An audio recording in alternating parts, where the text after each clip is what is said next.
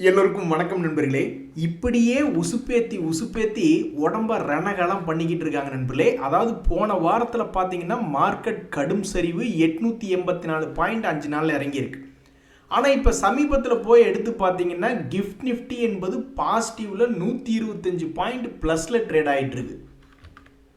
அதாவது ஒரு சின்ன பாசிட்டிவ் தகவல் என்பது வந்தாலும் சரி, ஈரான் ஓகே கப்பலை விட்டுருவாங்க, ஆனால் கொஞ்சோண்டு காசு வாங்கிட்டு கப்பல்களை விட்டுருவாங்க, அல்லது ட்ரம்ப் அவர்கள் வார முடிவுக்கு உங்களுக்காக நாங்கள் போய் சண்டை போட்டுக்கிட்டு இருக்கோம், வேணா நீங்கள் போய் சண்டை போட்டுங்கன்னு எனத்தையாவது ஒன்று சொல்லி நைஸாக பேசிக்கிட்டு சண்டையிலேருந்து கல்லுண்டுக்கிற மாதிரி. ஸோ எந்த ரூபத்தில் அந்த போர் என்பது முடிவுக்கு வர்ற மாதிரி ஒரு சின்ன தகவல் வந்தாலும் சரி, உடனே இப்படி தான் நிஃப்டியை ஏதாவது அல்லது குளோபல் மார்க்கெட்ஸை லேசாக பாசிட்டிவ் கொண்டு வந்துடுறாங்க.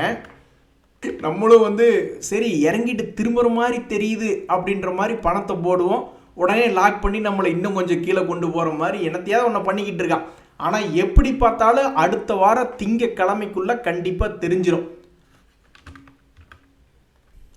ட்ரம்ப் அவர்கள் பின்வாங்கிறாரா அல்லது ஈரானை கைப்பற்றுகிறாரா, கடைசிக்கு அந்த கார்க் ஐலாண்டையாவது கைப்பற்றுகிறாரா. ஏன்னா அவங்க ஒன்றும் சும்மா இல்லை, 50,000 இராணுவ வீரர்களை கொண்டு வச்சிருக்காங்க. ஸோ ஏதோ ஒரு பெரிய மூவ்மெண்ட் என்பது அடுத்த வாரம் திங்கட்கிழமை என்பது நம்மளுக்கு தெரிய வந்துடும்.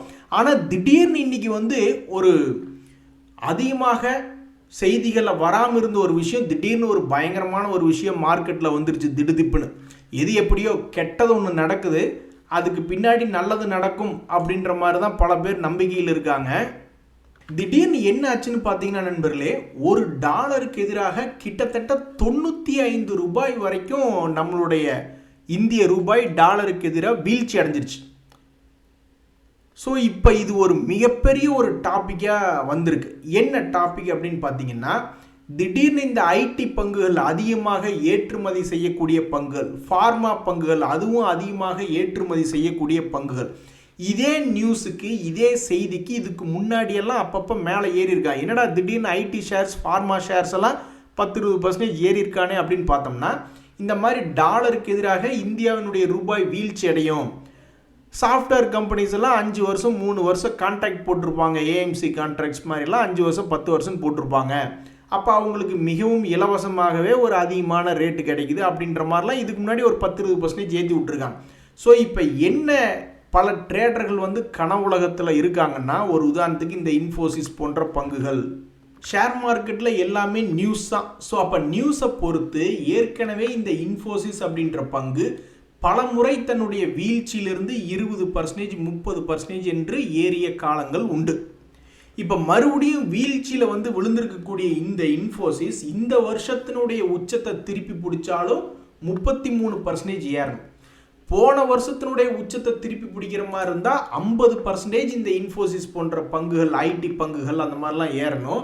ஸோ அப்போ ட்ரேடர்கள் பல பேர் என்ன ஆசையாக பார்த்துக்கிட்டு இருக்காங்க, கனவு கண்டுக்கிட்டு இருக்காங்க அப்படின்னா, இந்த இன்ஃபோசிஸ் டிசிஎஸ் போன்ற பல்வேறு ஐடி பங்குகள் இந்த யூஎஸ் டாலருக்கு எதிராக நம்ம இந்திய ரூபாய் வீழ்ச்சி அடைகிறத காரணமாக வச்சுக்கிட்டு ஏதாவது பெரிய மாற்றம் வருதா அப்படின்னு பார்த்துட்டு இருக்காங்க. ஸோ சம்பந்தமே இல்லாமல் திடீர்னு இந்த யூஎஸ் டாலர் ரிலேட்டடாக ஐடி துறை பங்குகள் திடீர்னு பிக்கப் ஆகி வந்திருக்கான். அதுதான் அடுத்து வரக்கூடிய சில நாட்களுக்கு உண்டான முக்கிய செய்தியாக இருக்குது. ஏற்கனவே பேங்க் பங்குகள் அவங்களும் நம்மளுடைய நிஃப்டியில் மிகப்பெரிய ஒரு வெயிட்டேஜ், அது ஆர்பிஐ ரூபத்தில், அதுவும் யூஎஸ்டி ஐஎன்ஆர் ரிலேட்டடான ஒரு செய்தி தான். ஸோ ஐடி ஃபார்மா இவங்க 3 பேருமே பிக் பிரதர்ஸ், 3 பிக் பிரதர்ஸ் மாதிரி இவங்க அடுத்து வரக்கூடிய மார்க்கெட்டில் ஏதாவது மிகப்பெரிய ஒரு விஷயத்தை பண்ண போகிறாங்களா அப்படின்றதான் இப்போ கேள்வியாக இருக்குது. ஸோ முதலில் கெட்டது பின் நல்லது அப்படின்ற மாதிரி ஐடி துறை பங்குகளில் என்ன நடக்க போகிறது நண்பர்களே? இந்த வருஷம் ஃபைனான்ஷியல் இயரே முடிஞ்சிருச்சு. நாளைக்கு நீங்கள் வரும்பொழுது ஏப்ரல் 1 அப்படின்ற புது வருஷ கணக்கு என்பது ஸ்டார்ட் ஆகுது, புது ஃபைனான்ஷியல் இயர். அப்போ ஒவ்வொருத்தரும் என்ன மாதிரி ஐடியாவில் இருப்பீங்க அப்படின்ற உங்களுடைய தகவலை தெரியப்படுத்துங்க. எனக்கு இந்த மல்டி அசெட் அப்படின்ற மியூச்சுவல் ஃபண்டுகள் மேலே தான் ஒரு கண்ணு. ஏற்கனவே டிவிடெண்ட் தரக்கூடிய பங்குகள்லேருந்து டிவிடெண்டுகள் ஒரு வருமானம் என்பது வர்ற மாதிரி நான் யோசித்து வச்சுருக்கேன். அடுத்தது இந்த மல்டி அசெட் போன்ற பங்குகளில் ஒரு வருஷத்துக்கு அடுத்த ஃபினான்ஷியல் இயர்ஸில் ஒரு 2 லட்சத்துலேருந்து ஒரு 5 லட்ச ரூபா அப்படின்ற மாதிரி சேர்த்தி, வருஷம் அவ்வளோதானங்க சேர்த்த முடியும், ஒவ்வொரு வருஷமாக ஒரு 2 லட்சம் 3 லட்சம் அப்படி தான் சேர்த்த முடியும். ஸோ அப்படி சேர்த்திக்கிட்டு அடுத்தது இன்கம் வர்றதுக்கு சிஸ்டமேட்டிக் வித்ட்ராவல் பிளான் அப்படின்ற மாதிரி போட்டு விடுறதுக்கு இந்த மல்டி அசெட். ஏன்னா நான் பலதும் எடுத்து பார்த்துக்கிட்டே இருந்தேன், பல குழப்பமான சூழ்நிலை, திடீர்னு மார்க்கெட் பிக்கப் ஆகுன்றான், அப்புறம் அப்படியே பொத்துன்னு விழுந்துடுறான், மாற்றி மாற்றி பண்ணிக்கிட்டே இருக்கானு. ஸோ அப்போ வந்து திடீர்னு பார்த்தா போன வருஷத்துலேயும் என்னாச்சுன்னா சில்வர் கோல்டெல்லாம் கை கொடுத்து ஒரு மாதிரி மார்க்கெட் தூக்கி விட்டுட்டாங்க. அப்புறம் எப்போவுமே மக்களை காப்பாற்றக்கூடிய இந்த பாண்டுகள் முதல் கொண்டு ஃபிக்ஸட் இன்ஸ்ட்ருமெண்ட்ஸ் எல்லாம் சிலது இருக்குது. ஸோ நான் அடுத்த ஃபைனான்ஷியல் இயர் முடிவில் இந்த மல்டி அசெட் மியூச்சுவல் ஃபண்டுகளில் கொஞ்சம் எடுத்து வைக்கணும். அப்போ தான் அதுலேருந்து சிஸ்டமேட்டிக் வித்ட்ராவல் பிளான் மாதிரி ஏதாவது பண்ண முடியும். எவனாவது ஒருத்தன் கை விட்டாலும் இன்னொருத்தன் எவனாவது காப்பாற்றி விடுவானா அப்படின்ற மாதிரி நான் யோசிச்சுட்டு இருக்கேன். நீங்கள் அடுத்த ஃபைனான்ஷியல் இயருக்கு என்ன மாதிரி உங்களோட இன்வெஸ்ட்மெண்ட் அப்ஜெக்டிவ் அப்படின்றது தெரியப்படுத்துங்க. நானும் எங்கள் ஏரியாவில் ஒரு பெரிய ஆள் தான் அப்படின்ற மாதிரி ஸ்டாக் மார்க்கெட்டில் என்ன சொல்லுவாங்கன்னா, ஒரு பங்கு நல்ல ப்ளூ சிப் கம்பெனி மிகப்பெரிய அளவில் கிராஷ் ஆகுது அப்படின்னா அதனுடைய வீழ்ச்சி என்பது குறைஞ்சிருது. ஜீரோ இங்கே இருக்குன்னா முதல்ல மேலே உச்சத்தில் இருக்கும். ஸோ எவ்வளவு தூரம் கீழே இறங்குதோ அப்போ அதில் ரிஸ்க்கு கம்மியாயிருது. ஆனால் எடுக்கக்கூடிய ரிஸ்க்குக்கு மிகப்பெரிய ஒரு லாபம் அப்படின்ற ஒரு கருத்து ஸ்டாக் மார்க்கெட்டில் இருக்குது. இது வந்து வேல்யூ இன்வெஸ்டர்ஸ் இப்படி தான் பல கோடிகள் என்பது சம்பாரிச்சிருக்காங்க, வாரன் பஃபட் அவர்கள் முதல் கொண்டு. ஸோ அப்படி தான் ஒரு நண்பர் வந்து அந்த மாதிரி ஐடியாவில் வந்து ஒரு பங்கு கீழே விழுக ரிஸ்க்கு கம்மியாகுது. ஆனால் திரும்பி தன்னுடைய பழைய ஹையை வந்து பிடிச்சா கூட மிகப்பெரிய ஒரு வருமானம், அதையும் தாண்டி போனால் பயங்கரமான வருமானம் ஆயிருமே.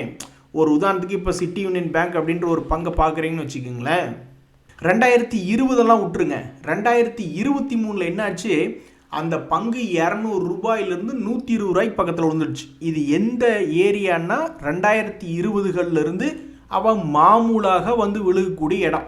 அப்போ பல ஸ்மார்ட் மணி கான்செப்டுக்காரங்க என்ன நினச்சிருப்பாங்க, சரி ஒரு வருஷத்தினுடைய லோவில் வந்து விழுந்திருக்கானே மறுபடியும் ஏறுவானோ அப்படின்னு நினச்சிட்டு ரிஸ்க் கம்மியாயிருது. இல்லை, 200 ரூபாய்க்கும் 100 ரூபாய்க்கும் போய் வாங்குறதுல ரிஸ்க் கம்மியாயிருது அப்படின்னு நினச்சிக்கிட்டு உள்ளே என்ட்ரு ஆயிருந்திருப்பாங்க.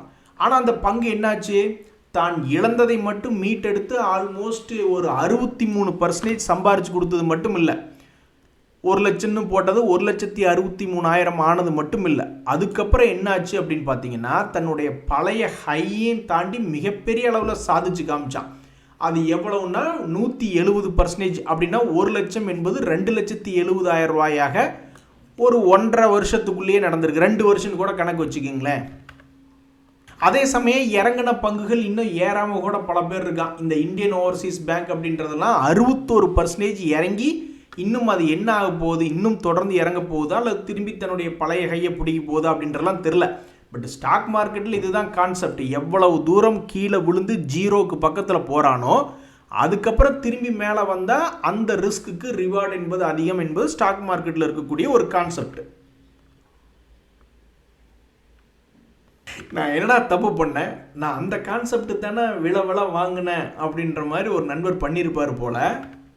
ஸோ எங்கே தப்பு நடந்தது அப்படின்றது தெரில. ஒரு நண்பர் ஐ ஆம் ஃபுல் ஆல்வேஸ் அப்படின்ற மாதிரி எதுக்கு அந்த புனைப்பெயர் வச்சுருக்காரு அப்படின்றது தெரில. ஆனால் இவர் என்ன பண்ணியிருக்காருன்னா ஒரே நாளில் பண்ணியிருக்கார். ஒரே நாளில் பண்ணி எப்படி ஒரு நாளில் கடை அடைச்சிட முடியுமா? முடியாது. ஸ்டாக் மார்க்கெட் என்பது 1 வருஷம் 2 வருஷம் அது மாதிரி. ஸோ இவர் வந்து விலை வாங்கியிருக்கேன் அப்படின்னாருன்னா அவர் ஒரே நாளில் வாங்கியிருக்கார். வாங்க டுடே இன்னைக்கு அப்படின்ற மாதிரி சொல்லியிருக்காரு. அதாவது நேற்றைய மார்க்கெட்டில் விலை வாங்கி கிட்டத்தட்ட 43 கம்பெனியில் என்ட்ரி ஆகிருக்கார். ஆனால் கடைசியாக நெட்டுக்கு எடுத்து பார்க்கும் பொழுது 1236 ரூபா லாஸாக இருக்குது அப்படின்ற மாதிரி சொல்லியிருக்காப்புல. ஸோ எங்கே ட்ரேடிங்கில் அதாவது எங்கே தவறு நடந்துள்ளது அப்படின்ற மாதிரி பார்த்தாருன்னா அவர் குறுகிய கால அளவில் பார்த்துக்கிட்டு இருக்காரு. ஸ்டாக் மார்க்கெட் என்பது 10 வருஷம் 15 வருஷம் பீரியடாக இருக்குது. ஸோ அவர் என்ன கான்செப்டில் எடுத்திருக்காருன்னு தெரியல. பட் ஸ்டாக் மார்க்கெட்டில் சொல்லக்கூடிய கான்செப்ட் வந்து எல்லாமே வந்து எதிர்காலத்தை பேஸ் பண்ணி தான். அதாவது சும்மா ஒரு நாள் விஷயம் கிடையாது, 5 வருஷம் 10 வருஷம் அப்படின்ற மாதிரி இஷ்டத்துக்கு சொல்லிடுவாங்க. நண்பர்களே, இந்த சமயத்தில் வேறு என்ன முக்கிய தகவல்னா, எதிர்பார்க்காத பங்குகள்லாம் உச்சத்துக்கு போயிடுறான். ஜிம் பாடிடா, இது ஜிம் பாடி அப்படின்னு சொல்லி கொண்டு திரியக்கூடிய பல்வேறு அடிப்படையில் ரொம்ப ஸ்ட்ராங்கான பங்குகள்லாம் கும்பா பாட்டு பாடிட்டு கீழே விழுந்து கிடக்கிறான். ஸோ இந்த ஹிந்துஸ்தான் யூனிலிவர் அப்படின்ற பங்கு இது போன்ற ஒரு வீழ்ச்சியிலிருந்து 2 முறை சம்பாரித்து கொடுத்துருக்கான், இல்லைன்னு நான் சொல்லலை. பட் இந்த 3வது முறை என்ன பண்ண போகிறான்னு தெரில. ஜிம்பாடிடா அப்படின்னு சொல்லிட்டு தொட்டாவே கீழே விழுந்துடுற மாதிரியாக துபுகடின்னு கீழே விழுந்துருமா, அல்லது ஜிம்பாடின்னு கையை மடித்து காலை மடித்து தன்னுடைய வலிமையை காட்டுமா அப்படின்றது தெரில. ஸோ எனிவே 1 இயர் லோ அப்படின்னு இந்த ஹிந்துஸ்தான் யூனிலிவர் அப்படின்ற மாதிரி வந்து விழுந்திருக்கு. ஆனாலும் பாருங்கள், சில பங்குகள்லாம் அவனுங்கெல்லாம் உச்சத்தில் இருக்கானு. ப்ரைம் ஃபோக்கஸ் அப்படின்ற ஒரு பங்கு, எதுக்குடா இப்படி ஏறி இருக்கு அப்படின்ற மாதிரி பல பேர் ஆச்சரியப்படுற மாதிரி ஏறி இருக்கு. ஸோ இது மீடியா அண்ட் என்டர்டைன்மெண்ட் செக்டரில் இருக்கக்கூடிய ஒரு பங்கு இப்படி உச்சத்துக்கு போயிருக்கு. என்னதான் ஜிம்பாடியாக இருந்தாலும் பெண்கள் வந்து மாப்பிள்ளையை யாரை செலக்ட் பண்ணுறீங்கம்மா அப்படின்னு பல ஆப்ஷன்ஸ் கொடுத்தா நாங்கள் ஐடி என்ஜினியர்களை தான், சாஃப்ட்வேர் இன்ஜினியர் தான் நாங்கள் செலக்ட் பண்ணுவோம் அப்படின்ற மாதிரி. இப்போ அவன் இந்த ஹிந்துஸ்தான் யூனிலிவர் எவ்வளோ பெரிய ஜிம்பாடி இருந்தாலும் அது 52 வீக் லோவில் சுற்றிக்கிட்டு இருக்குது பாவம். ஸ்டாக் மார்க்கெட்டில் என்ன நடக்கும் அப்படின்னே தெரியாதபடிக்கு இந்த ஏஇஏ இன்ஜினியரிங் அப்படின்ற பங்கு அப்படி தான் பல பேர் பார்த்துக்கிட்டு இருந்தாங்க. சரிவடைந்த இந்த பங்கு மறுபடியும் அவங்கள வந்து தன்னுடைய பழைய ஹையைக்கு வந்து காப்பாற்றி விட்டுருந்தது. அதுக்கப்புறம் மறுபடியும் சரிவடைந்த பங்கு வந்து ரொம்ப தூரம் பக்கத்தில் க்ளோஸாக வந்துட்டான். அப்படி க்ளோஸாக வந்த பய டக்குன்னு பார்த்தோம்னா சில நாட்கள் கழித்து பார்க்கும்போது இப்போ சரிவடைஞ்சு கிடச்சிருக்கு. ஸோ இது போன்ற பங்குகள்லாம் இனி அடுத்தடுத்த நாட்களில் என்ன செய்யும், ஒரு சென்ட்ரு பாயிண்டில் இருந்து கொண்டு தன்னுடைய பழைய ரீசண்ட் ஹைக்கு பக்கத்துலேயோ லோ பக்கத்துலேயோ வந்தாலும் ரொம்ப தூரம் டிஃப்ரென்ஸ் என்பது இருக்குது. அல்லது அதுக்கு முன்னாடி ஒரு வருஷத்தினுடைய ஹையோ ஒரு வருஷத்தினுடைய லோக்கு போகிற மாதிரி இருந்தாலும் டிஸ்டன்ஸ் என்பது அதிகமாக இருக்குது. ஸோ ஸ்டாக் மார்க்கெட்டில் மிகப்பெரிய ஒரு ஆட்டம் இந்த வருஷத்தில் காத்திருக்கு என்பதில் மாற்று கருத்தே இல்லை. இன்னொரு வித்தியாசமான தகவல் ஒரு நண்பர் சொல்லியிருந்தார். மார்ச் 2024 பாருங்கள், 25 பாருங்கள், இப்போ 26 பாருங்கள், 3 வருஷம் ஒரே இடத்துல நிஃப்டி வந்து சுற்றிக்கிட்டு இருக்கு அப்படின்ற மாதிரி சொல்லியிருந்தார். டக்குன்னு போயிட்டு நான் இப்போ சமீபத்தினுடைய விலைக்கு ஒரு கோட்டை போட்டு பார்த்தேன். பார்க்கும்போது ஆமாம், 2024 சமயங்கள்லேயும் ஒரு குறிப்பிட்ட லோன்லேருந்து அருமையாக ஏறி இருக்கான். ஒரு ரவுண்டு போயிட்டு வந்துட்டானுங்களா, நம்ம ஸ்டாக்குகளை தான் என்னென்ன இத்தனை ரவுண்டு போயிட்டு வந்துட்டுருக்கான் அப்படின்னு நம்ம அதிசயமாக பார்த்துக்கிட்டு இருந்திருக்கோம். அதில் இந்த நிஃப்டி இண்டெக்ஸுமே ஒரு ரவுண்டு போயிட்டு வந்திருக்கான், மறுபடியும் அதே இடத்துலேருந்து இன்னொரு ரவுண்டு போயிட்டு வந்திருக்கான். அப்போ இந்த மார்க்கெட்டை வந்து என்ன சொல்லுவாங்கன்னா சைட்வேஸ் மார்க்கெட் அப்படிம்பாங்க. ஸோ இந்த சைட்வேஸ் மார்க்கெட்டுக்கு சேதாரம் நடக்கக்கூடாது, இது அப்படியே கின்னஸ் ரெக்கார்டு மாதிரி இன்னும் ஒரு முறை இது செஞ்சிடறான்னு வச்சுக்கோங்களேன். 2027 பார்க்குறதுக்குள்ளே மறுபடியும் 26,400 இன்னொரு தடவை போனான்னா அப்போ ஸ்மார்ட் மணி கான்செப்டுக்காரங்க பெரிய அளவில் சம்பாரிச்சிருப்பாங்க. எப்படின்னு தெரியுங்களா, ஏற்கனவே ஒரு முறை ஒரு இடத்துலேருந்து பிக்கப் ஆகிருக்குல்ல, அந்த இடத்துல வரையில ஸ்மார்ட் மணி கான்செப்டுக்காரங்க சாதாரண ஸ்டாக்குகளுக்கே என்னன்றது யோசித்து பார்த்துருப்பாங்க. இந்த நிஃப்டி 50 இண்டெக்ஸ்லாம் அதை விடவும் ரிஸ்க்கு கம்மி தான். இவன் என்ன டக்குன்னு 0 போயிட முடியுமா நிஃப்டி 50 இண்டெக்ஸு? ஸோ அப்போ இவன் என்ன பண்ணியிருக்கான், மறுபடியும் அந்த ஸ்மார்ட் மணி கான்செப்டுக்காரங்க இதை பார்த்துக்கிட்டு இதில் ஒரு 10% பக்கம் 20% பக்கம் சம்பாரிச்சிருப்பாங்க. மறுபடியும் ஒருவேளை நிஃப்டி வந்து இப்போ இருக்கக்கூடிய இடத்துலேருந்து அடுத்த வருஷத்துக்குள்ளே இன்னொரு முறை மட்டும் இப்படி போயிட்டான்னு வச்சிங்களேன், அந்த ஸ்மார்ட் மணி கான்செப்டுக்காரங்களுக்கெல்லாம் ஒரே கொண்டாட்டமாக தான் இருக்கும்.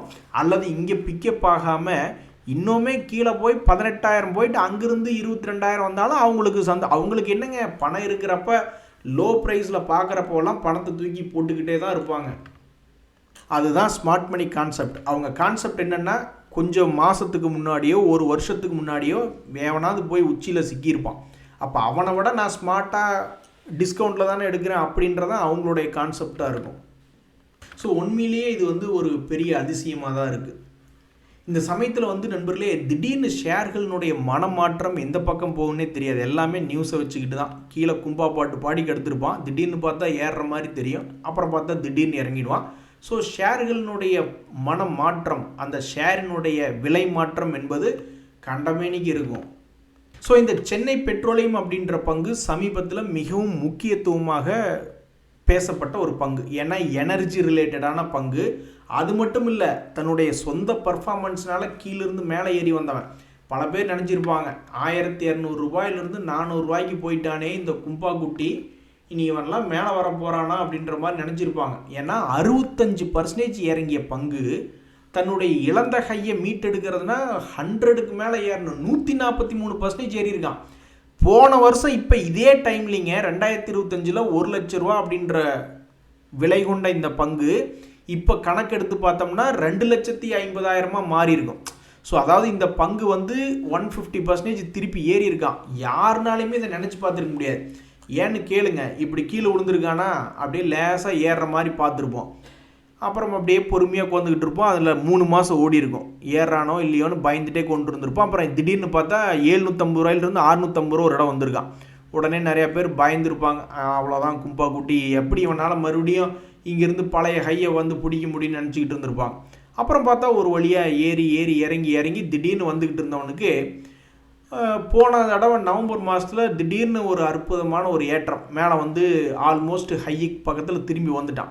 அப்புறம் மறுபடியும் இறங்கிட்டான். அப்புறம் மறுபடியும் இப்போ ஸோ அடுத்த நகர்வு எந்த பக்கம் இருக்கும், இவனுடைய விலை மாற்றம் எந்த சைடு வரும் அப்படின்றதான் இப்போ பல பேர் யோசிச்சுக்கிட்டு இருக்காங்க. இந்த பிடிசி இண்டஸ்ட்ரீஸ்னுடைய மனமாற்றமெல்லாம் கும்பா மாற்றமாக மாறிடுச்சு. அவன் இப்படி தான் இந்த சென்னை பெட்ரோ மாதிரியே வந்து கீழேருந்து ஒரு இடம் மேலே ஏறினா மறுபடியும் வந்து இன்னொரு இடம் காப்பாற்றி விட்டான். நீங்கள்லாம் தப்பிக்கலையா அப்படின்னு சொல்லிட்டானா என்னன்னு தெரியல. தற்போதைக்கு 19,000 வெறும் 14,935 அவனுடைய மனமாற்றம் விலை மாற்றம் என்பது மாதிரி 200 டேஸ் மூவிங் ஆவரேஜ் கீழே நடந்துக்கிட்டு இருக்குது. இனி எப்போ மறுபடியும் திரும்பி உள்வாங்கி மேலே போகிறான் அப்படின்றது தெரியல. ஸோ ஸ்டாக் மார்க்கெட்டில் மனமாற்றம் என்பது ஷேர்னுடைய விலை மாற்றம் என்பது எப்போ வேணாலும் வரலாம். ஆனாலும் ஒன்று நண்பர்களே, இறங்கிட்டு திரும்பி ஏறுறவன் தான் ஏறுவான். நீங்கள் பார்த்துருக்கீங்களா, செயில்னு ஒரு பங்கு, டாடா ஸ்டீல்னு ஒரு பங்கு, டாடா மோட்டர்னு ஒரு பங்கு, எவனோ ஒருத்தர் இறங்குற. அல்லது இப்போ கூட ட்ரெண்ட்னு ஒரு பங்கு, ஒரு நியூஸ் ஒன்று படிச்சுட்டு இருந்தேன். நிஃப்டி 50 இண்டெக்ஸில் 60% என்பது சமீபத்தில் இறங்கி ட்ரேட் ஆகிட்டு இருக்கு. டாடா குரூப்லேயே இத்தனை பேர் இருக்கானுங்க. ஸோ இறங்கிட்டு ஏறக்கூடிய ராசி இருக்கிறவங்க தான் பெரும்பாலும் ஏறுறாங்க. எல்லா பங்குகளுமா திரும்பி ஏறி இருக்கு. ஸோ அந்த வகையில் இந்த சென்னை பெட்ரோ அப்படின்ற ஷேர் வச்சுருக்கிறவங்களுக்கு சட்டைக்காலரை தூக்கி விட்டு கொள்ளும்படியாக ஒரு கௌரவம் என்பது கிடச்சிருக்கு. இனி அடுத்தது என்ன, சட்டையை மடித்து உள்ளே வச்சுட்டு சும்மா நில்லுங்க அப்படின்ற மாதிரி ஏதாவது நடக்க போகுதா அல்லது என்ன அப்படின்றத பொறுத்து இருந்து தான் பார்க்கணும். இங்கே பார்த்தீங்களா, எல்லாமே அப்படித்தான். இந்த மவானா சுகர் ஆகட்டும், பஜாஜ் ஹவுசிங் ஃபைனான்ஸ் ஆகட்டும், ஒரு லோ ரேட்டில் போய் விழுந்துட்டானுங்க. இனி அடுத்தது இனி என்ன பண்ண போகிறாங்கன்னு தெரியல. இப்போ இந்த மவானா நீ சில பேர் ஏறிட்டு அப்புறம் நம்மளை லாக் பண்ணி விட்டுட்டு திரும்பியும் கூட இறங்கிடுவானுங்க. என்ன வேணாலும் நடக்கலாம். இப்போ இந்த பஜாஜ் ஹவுசிங் ஃபைனான்ஸ் இருக்கிறதுலே லோ ப்ரைஸில் வந்து விழுந்திருக்கு. ஃபைனான்ஸ் சம்மந்தப்பட்ட தகவல்கள் என்பது ஸ்டாக் மார்க்கெட்டில் ஓடிக்கிட்டு தான் இருக்குது. ஸோ ஃபைனான்ஸ் கம்பெனியில் வயலண்ட்டாக ஏறுவதோ அல்லது வயலண்ட்டாக இறங்கிட்டு ஏறுவதோ என்ன நடக்க போகிறது அப்படின்றது இப்போ இந்த ஃபைனான்ஸ் கம்பெனியில் ரொம்ப முக்கியமாக இருக்குது. பஜாஜ் ஹவுசிங் ஃபைனான்ஸ்லேருந்து ஆரம்பித்து பஜாஜ் ஃபைனான்ஸ் ஆரம்பித்து பஜாஜ் ஃபின்சர்வில் ஆரம்பித்து இன்னும் பல்வேறு பேங்க்குகள் அடுத்தது பயங்கரமான ஒரு வால்டிலிட்டி கொண்டு வருமா அப்படின்ற மாதிரி பார்த்துக்கிட்டு இருக்காங்க. இப்போ இந்த மவானா சுகர் அப்படின்னு என்ன பண்ணால், ஏதோ ஒரு நியூஸ் எனர்ஜி ரிலேட்டடாக ஷார்ட்டேஜ் வருது அப்படின்ற ஒரு நியூஸ் வந்த உடனே இவன் என்ன பண்ணியிருக்கான், ஏற்கனவே 2024 இந்த இடத்த வச்சு ஒரு ஜம்ப் அடிச்சிருந்தான், 2025 ஒரு வச்சு ஜம்ப் அடிச்சிருந்தான். ஸ்மார்ட் மணி கான்செப்டுக்காரங்களுக்கு அல்வா குட்டி மாதிரி இப்போ 75 ரூபாயிலிருந்து 95 வரைக்கும் ஒரு ஜம்ப் அடிச்சிருக்கான். ஆனால் அவனுடைய ஜம்ப் எல்லாம் குறைஞ்சிக்கிட்டே போகுது. ஸோ ஸ்டாக் மார்க்கெட்டில் எப்போ என்ன நியூஸ் கிடைக்கி யாருக்கு கிடைக்கின்றதே தெரியாது. அவன் லோ ரேட்லேருந்து ஜம்ப் அடித்து ரெக்கார்டு ஆச்சுனா தான் ஏறிட்டானான்றது தெரிய வரும், இறங்கிட்டானா தான் இறங்கிட்டானான்றது தெரிய வரும். ஸோ ஒவ்வொரு வீழ்ச்சியிலும் அந்த ஷேர்களை ட்ரேட் பண்ணக்கூடிய இன்வெஸ்டர்கள் என்ன பண்ணினாங்க, அதுக்கப்புறம் மார்க்கெட்டில் ஏறி அவங்களுக்கு லாபம் கொடுத்துச்சா இல்லை இறங்குச்சா அப்படின்றது எல்லாமே ஒரு பொசிஷன் எடுத்ததுக்கு அப்புறம் தான் அது என்னாச்சு அப்படின்றது தெரிய வரும் பல பேர்த்துக்கு. அப்படி தான் ஒரு நண்பர் வந்து 30 லட்ச ரூபா வரைக்கும் பொசிஷன் எடுத்திருக்கார். இன்வெஸ்ட்மெண்ட் முதலீடு என்பது சில பங்குகளில் போட்டிருக்கார். அது வந்து 4 லட்சம் வரைக்கும் லாபமாக இருந்துட்டு இப்போ வெறும் 80,000 தான் லாபமாக இருக்குது. ஸோ லாங் டேர்மில் எப்படி வருது அப்படின்ற மாதிரி பார்க்கணும் அப்படின்ற மாதிரி அவர் பார்த்துக்கிட்டு இருக்கார். ஸோ பங்குகளினுடைய விலை நகர்வு என்பது எந்த பக்கம் போகுதோ அதை வச்சு தான் நம்மளுடைய பொசிஷனுடைய லாபமோ நஷ்டமோ என்பது தெரிய வரும். சில பேர் அதை வந்து யோசித்து பார்க்கணும், அது நடக்கிறத முன்கூட்டியே தெரிஞ்சுக்கணும் அப்படின்ற மாதிரி சில பேர் யோசிப்பாங்க. அது எப்படின்னே யாருனாலையும் கண்டுபிடிக்க முடியாது. அவங்கனால என்ன மவானா சுகர் கரெக்டாக இந்த இடத்துல இருந்து ஏறுவான் அப்படின்ற மாதிரி நினச்சி பார்த்துருப்பாங்களா? தெரியாது. ஒரு குத்து மதிப்பாக சில பேர் ஏதாவது எடுத்திருந்தாங்கன்னா இப்படி மேலே வந்திருக்கும் அப்படின்னு. ஆனால் அதே பஜாஜ் ஹவுசிங் ஃபினான்ஸ் அப்படி ஏறிச்சா? ஏறல. என்ன காரணம்னு தெரில. ஸ்மார்ட் மணி கான்செப்டுக்காரங்களுக்கே அல்வா கொடுத்துட்டு அவனுடைய பழைய லோ கிட்ட இருந்து ஒரு ஜம்ப் அடிச்சிருக்கான் பார்த்தீங்களா? அதே ஜம்ப்பு மறுபடி வந்திருக்கான். நிறைய பேர் நினச்சிருப்பாங்க, ஓ இன்னொரு ரவுண்டு ஜாலியாக போகலான்டா அப்படின்ட்டு. என்னன்னு தெரியல. அது என்னடான்னா, டேய் மேலே போனால் தானடா ஜாலியாக இருக்கும் ரவுண்டு, அவன் என்னடான்னா அண்டர் கிரவுண்டில் போய்கிட்டு இருக்கான். நண்பர்களே, நான் இன்னொன்றுமே யோசிச்சுட்டு இருந்தேன். ஒரு 20 முக்கியமான செக்டர் இருக்குது. அப்போ அந்த செக்டர்கள் எல்லாமே ஒருத்தருடைய போர்ட்ஃபோலியோவில் இருந்தால் எவனாவது ஒருத்தர் இறங்குவான் அல்லது எவனாவது ஒருத்தர் ஏறுவான் அப்படி மாதிரி இருக்குமோ அப்படின்ற மாதிரி நான் நினச்சிக்கிட்டு இருந்தேன். அதையும் ஒரு இன்வெஸ்ட்மெண்ட் அப்ஜெக்டிவாக பண்ணணும்னு நான் நினச்சிக்கிட்டு இருந்தேன். அப்புறம் பார்த்தா அதுக்கெல்லாம் பெரிய ப்ராஜெக்ட் மாதிரி ஆயிடுச்சு. அதான் எனக்கு ஆச்சரியமாக இருக்குது. அது எப்படி திமிங்கலாம் 110 ஷேர் வச்சுருக்கேன், எத்தனையோ செக்டர் கலந்து தான் இருக்குது, ஆனாலும் லாஸில் இருக்கே அப்படின்றார். எனக்கும் புரியல. ஸோ இது ஒரு பெரிய ப்ராஜெக்டாக எடுத்து பண்ணணும்னு நான் நினச்சிக்கிட்டு இருந்தேன். 20 செக்டரில் செக்டருக்கு 2 பங்குனாலும் அது ஒரு பெரிய ப்ராஜெக்டாக வருது. நான் அப்படி தான் யோசிச்சுட்டு இருந்தேன். இந்த நண்பனுடைய கமெண்ட்டை பார்த்தோன்னே எனக்கு லேசாக கண்ணில் தண்ணி வந்துருச்சு. ஸோ பல்வேறு செக்டர்களில் பிரித்து போட்டுமே 110 ஷேருக்கு 95 ஷேர் வந்து ஃபெயில் ஆகிருக்கு. அதாவது 52 வீக் லோவில் வந்து விழுந்திருக்குன்னா என்ன கொடுமை இது ஆண்டவா. ஸோ இன்றுடன் ஏதாவது போர் நிறுத்தம் அல்லது அடுத்து எப்படி இருந்தாலும் நம்மளுக்கு தெரிஞ்சிருங்க நண்பர்களே. அடுத்த வாரம் திங்கட்கிழமை கண்டிப்பாக தெரிஞ்சிடும். எந்த செக்டரை சேர்ந்துருந்தாலும் சரி, GV&TDயிலிருந்து ஆரம்பித்து எந்த பங்கு எந்த செக்டர் இருந்தாலும் சரி, ஏதாவது ஒரு நல்ல விஷயம் நடக்காதா அப்படின்றதான் இப்போ ஒரு முக்கியமான கேள்வி. ஸோ அடுத்த வாரம் திங்கட்கிழமைக்குள்ளே ஏதோ ஒரு கிளைமேக்ஸ் வச்சுக்கிட்டு 2000-3000 பாயிண்ட் அசால்ட்டுக்கு ஆர்டருக்கு ரெடியாக காத்துக்கிட்டு இருக்காங்க. மேலே போனாலும் நிஃப்டி 2000-3000 பாயிண்ட் ஏறி இறங்க வேண்டியது இருக்குது. ஸோ அந்த நண்பர் சொன்ன மாதிரி 3 வருஷமாக ஒரே இடத்துல திடீர்னு நிஃப்டி வந்திருக்கு. இதில் ஸ்மார்ட் மணி கான்செப்டுக்காரங்க வந்து போன வருஷம் ஜாலியாக சம்பாரிச்சிருப்பாங்க.